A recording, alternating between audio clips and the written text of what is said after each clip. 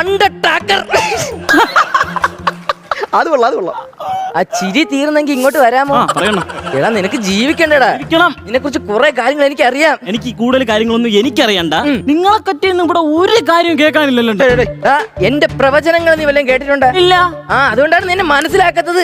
അതിങ്ങനെ അറിയണ്ടേ, അറിഞ്ഞാലേ നമുക്ക് അതിനെ പറ്റി അറിയാൻ പറ്റൂ. എന്റെ കുട്ടിക്കാലം അതൊരു 30 വയസ്സൊക്കെ ആയപ്പോ, വളരെ ചെറിയ പ്രായമാണ്. ഞാൻ പറഞ്ഞു എന്റെ അച്ഛൻ 3 വയസ്സുള്ളപ്പോ മരിച്ചു പോകുന്നു. എങ്ങനെ? അല്ല, അച്ഛൻ 3 ദിവസത്തിനുള്ളിൽ മരിച്ചു പോകുന്നു ഞാൻ പറഞ്ഞു. അങ്ങനെ എന്നിട്ട് മരിച്ചാണോ? ഇല്ലടാ, ഞാൻ അടുത്ത് കിണറ്റിയിട്ട്.